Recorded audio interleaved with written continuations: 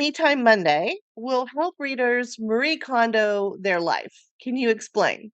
So, for those of you who aren't familiar with Marie Kondo or KonMari method, she is a guru who's been out there for several years on how to declutter your home environment, how to become a little bit more organized.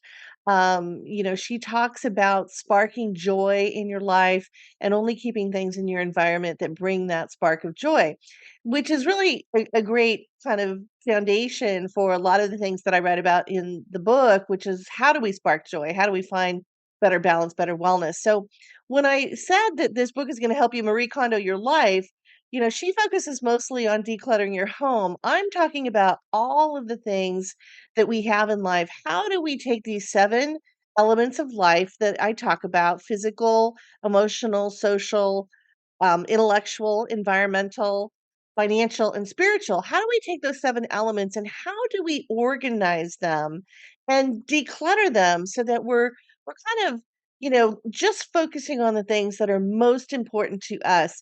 And one of the things that we know is we have what we call choice overload. Now, this is actually a phrase that was coined by Alvin Toffler, back in, I think it was the 1970s, even when he talked about the emergence and the fast pace of technology innovation was going to create choice overload for humans. And what would we do then? Well, we're there, folks, right?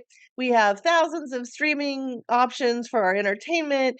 We have all these different digital devices in our lives.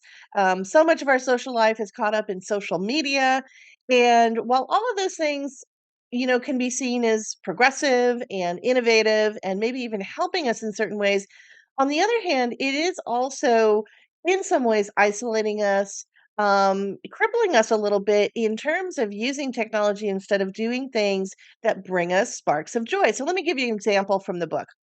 I talk in one section about actually washing the dishes. Now, most of us, I would think, have a dishwasher, right? And it's easy. You can throw your dishes in there. You don't even have to clean them off first. Throw them in there, put a little dishwashing liquid, and voila, they're done in 20 or 30 minutes, which is super convenient and very, very helpful for those of us who don't have much time, like family caregivers.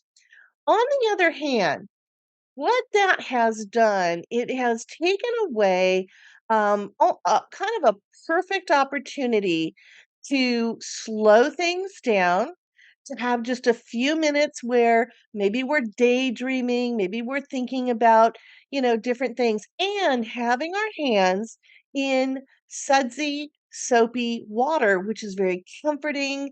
It's very soothing. It's very calming. It helps to, with that parasympathetic nervous system to kind of calm us down, help with our breathing. And there have been studies done on this, by the way.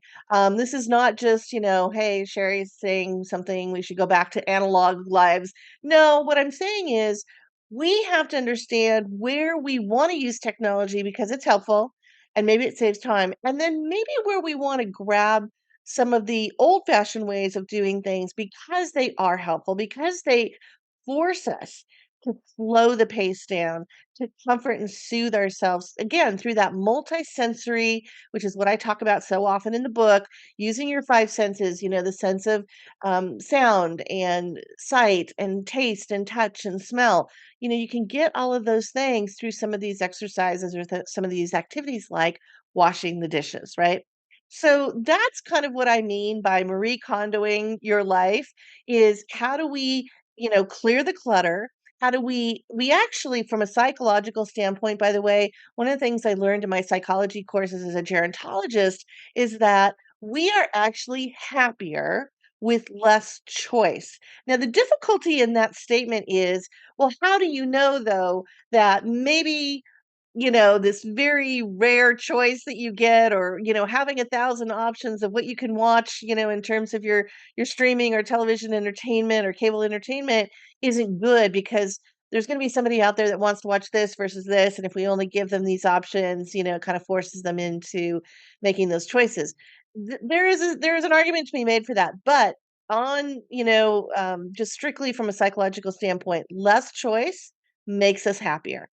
And it's because we can sift through it a little quicker. We can identify the things that are important to us, and then we can embrace those things. And that soothes us. But when we have to spend minutes or even hours thinking about going through all these different choices, just think about as a family caregiver all of the details that you have to wade through to navigate the healthcare system. It's so complicated.